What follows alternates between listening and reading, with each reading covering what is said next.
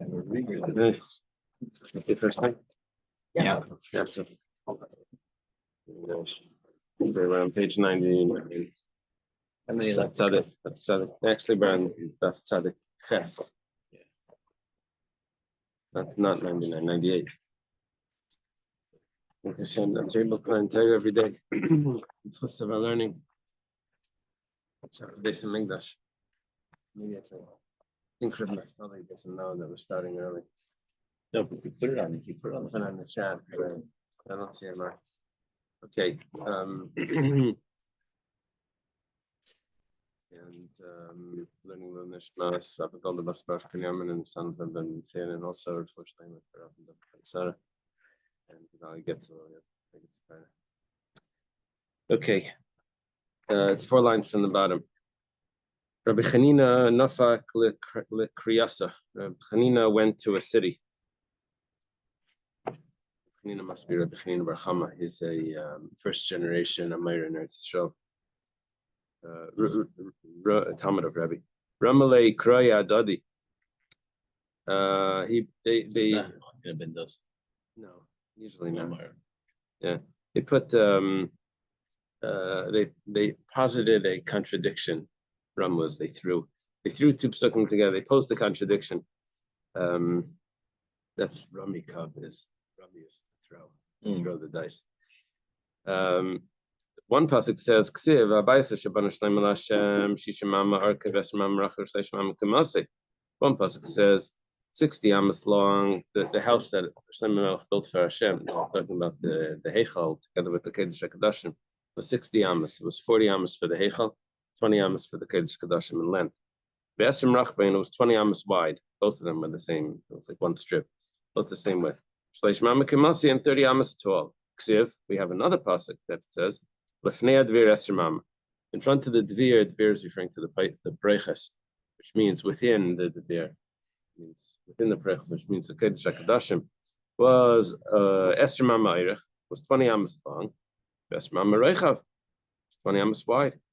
The Esrim Mama Kimasi and 20 amos high. So the problem is that the height is a contradiction in how tall it is.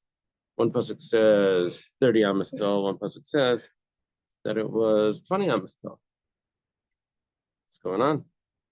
Amalahu, Rabbi Chanina responded to them. Misvas kruvim ulamayla. You know, they were on top of the aron. They were kruvim, these little like angel-like figures. That's not what we're talking about. We're talking about kruvim that Shlomo Melech made. These were 10 amos tall. They were freestanding. They were not on top of the aron. They were freestanding kruvim. The wings were stretched out. Be able to. That's how heavy they were. I don't know, but they were 10 amos tall, and the wings were 10 amos wide. They were 20 amos from wall to wall, and they were 10 amos tall. So if you go from the top of the kruvim to the ceiling, it would be 20 amos from the top. But altogether, it's 30 amos. That's the explanation that we measured from the top of the kruvim. Right. There was like a miracle that the 10 amos that didn't actually very good. Micah Mashmalan, 1 second, Shalom, hold on. The Gemara and Shalom are going to discuss another. Okay, Micah Mashmalan, what is this coming to teach us? I mean, why did you have to measure it like that? Why do you have to measure it from the top of the kruvim? Why can't you just measure it from the floor and say it's 30 amos? What are you trying to tell me by measuring from the top of the kruvim? That's what Mashmalan is coming to teach us. Lamata Kilamaila, that the area below the kruvim is the same as the area above the kruvim. Ma'alamaila in Mashamish Klum, just like above, there was nothing there. So it doesn't, it's not filled up. Aflamate Mashamish Klum, also below, there's nothing there, it's not filled up. And what does that mean? Masai Leila Rab Levi, this supports Rab Levi. We'll see in a moment. Rab Levi, Vitim Rab Yechanan, Rab Levi taught, and some say that it was Rab Yechanan. We have a tradition from our fathers. Famous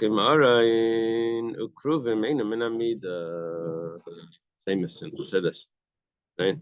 This comes from here, from a Basra Daf Tzadik Tes, that the place of the kruvim And the place of the Aron, in the other Gemara, it doesn't have kruvim, and only in Baba Basra has kruvim. It's in other places as well. Einam and Amida is not measured, which means that if you measure from one wall to the Aron, you'll find over there 10 amas. And you measure from the other wall to the Aron, you'll measure 10 amas. For 1 second, the Aron itself is 2.5 amas. How did you do that? What happened to it? The whole room is only 20 amas. Somehow it's not. It's like as if it's not there. It measures by miracle. It's like it doesn't take up space. And the kruvim are the same thing. And here we're talking about the kruvim of Shlomo Melech, right? Saying that when you measure from here we're not. This is the point. The point is that why are we measuring from the top of the kruvim to the ceiling? Because we're trying to show just like that area, there's nothing there that takes up space. So to below the kruvim, there's nothing there that takes up space. Tanina Mehachi was also taught in the Brisa, the Aron Shas Moshe, the Aron that Moshe made, Yeshlei Revach, Eser Amas L'chol Ruach. It has 10 amas to each side. Well, that's impossible, right? Nevertheless, that's what happened. The Aron that contains the luchos has 10 amas to each side.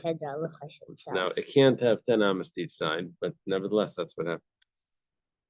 Amar Rav Noi, Amar Shmuel, Kruvim b'nei Sayavdim. The Kruvim were standing with a miracle. Shenemar, as it says in the pasuk, 5 amas, 5 amas, knafa kruvechad was the length of one wing of the Kruvim. 5 amas, knafa kruvashenis, and 5 amas is the length of the other wing. Eser amas miktzais knafa v'aktzais knafa, which means that the wingspan from the end of one wing to the other was 10 amas. Now there's 2 of them, which makes a total of 20 amas. Now, gufayo hechi, where's their body? Now we're assuming that the wings are stretching out like arms of a human being. The arms are on the side, so the body has to take up some space. So if the wings themselves are 10 amas, so where is the body?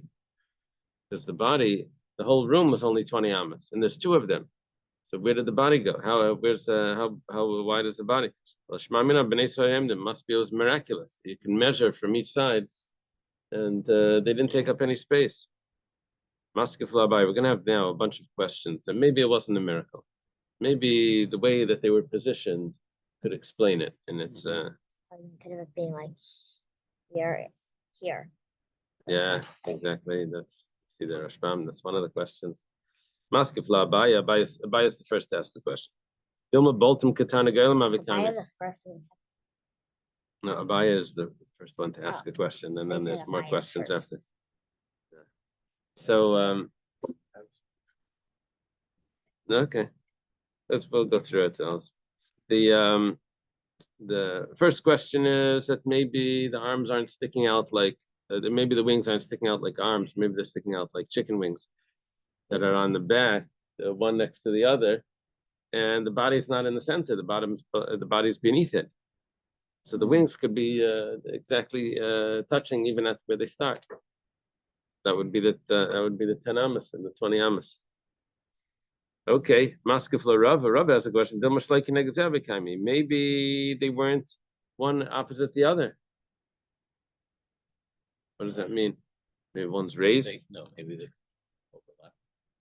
The Gemara's going to ask that soon. You're right. Maybe it's not talking about the wings. They were talking about the kruvim themselves. Maybe they were one not perfectly against the other. Maybe one staggered. Yeah. Reb Naftali, I'm sorry we started earlier because sleep was earlier. Okay, where are you now? Holding. You see the wide lines on Tzadik Tes? Mm-hmm. We're holding right there. Maskefla Rava, it's like 3 lines down from the wide lines.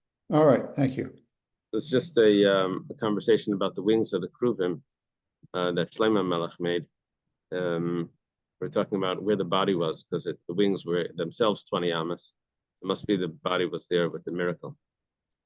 So Maskefla Ravacha Bar Yaakov has a question. Maybe they weren't wall to wall. Maybe they were diagonal from corner to corner, catty corner. And if that's the case, then there would be more room for them and the body would fit. Okay. I thought the Aron was underneath it. Maskefla Ravuna Breda Rav Yeshua. He has a question. Vidilma Besa Meilai Ravach. There's another question. It says maybe we learned before that maybe the sometimes the walls get thinner on the top. So maybe where the wings were, it was already thin, so the wings could stretch out further. It wasn't 20 amas was the length, or the width was the from the base, from the bottom. But as it went taller, maybe it went out, so there would be more room. Okay. Maskeflara Papa Dilma makeup have a kaifi yadayu. Maybe their hands were bent. It means they weren't really, they could stretch out further, but they weren't. Maybe they went like back down, they were hanging down. Maskeflara Ravashi Dilma Shlachupi have a Mashalchafi. Maybe there was some overlapping there.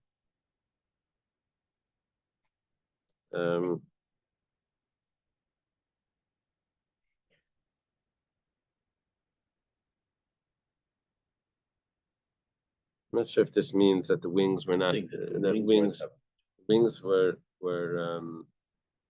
on They were each one. facing each other, but their wings, but Each wing, are the two Kruvim's wings, or the wings of each one had some overlapping.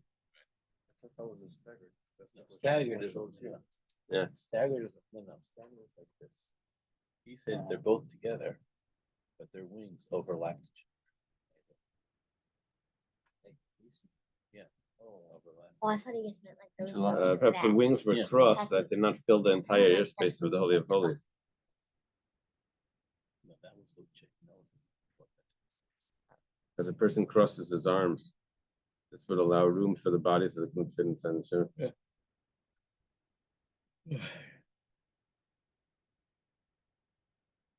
Standing next to each other on the line. That must be.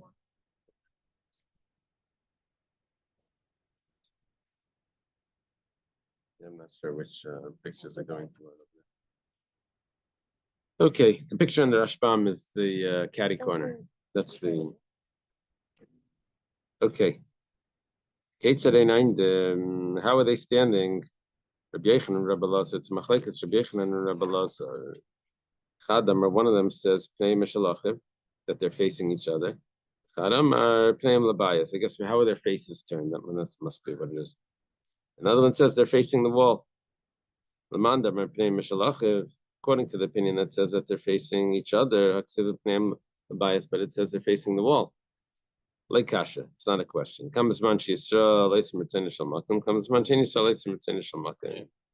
Now, which Krufim is this referring to?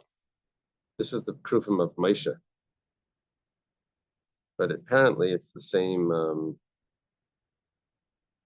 Apparently we're talking about both. We're thinking they should be the same. Well, it depends if the Jewish people are fulfilling the will of Hashem. If they're fulfilling the will of Hashem, then they face each other. And if they're not fulfilling the will of Hashem, then they face the wall. The one that says they're facing the wall, the other pasuk says that they're facing each other. That means that they're sort of like turned to the side, that they're almost facing each other, but almost facing the wall, like then towards. Yeah. As we said, the kruvim on the Aron, and then there were freestanding kruvim that Shlomo made. Yeah. Oh, that's what you meant, the first base of English. Yeah, the Aron was hid by at the end of the first base of English, so the Aron wasn't there by the second base of English. But the second kruvim, I don't know. Second set of kruvim, they could have been there by the second base of English. Okay.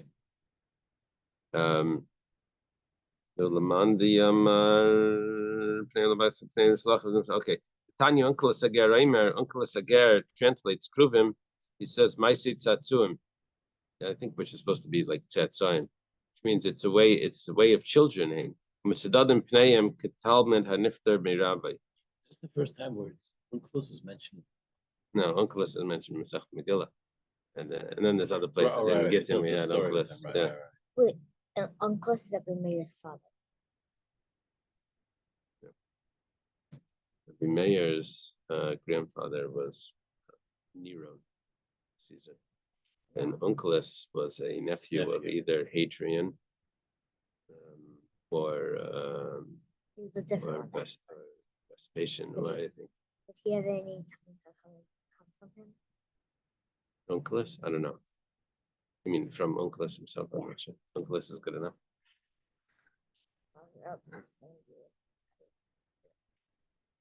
Yeah, it's Unkelis. So it's the word kruvim is kiravia, which is the Gemara says means like children. Okay, faces of children. Okay, but it says over there that they were facing they're facing each other like a student is saying goodbye from his teacher. I guess that means he's slightly turned. He's on his way out, but he's still facing. Okay, we'll learn the Mishnah. Actually, we could do more than that.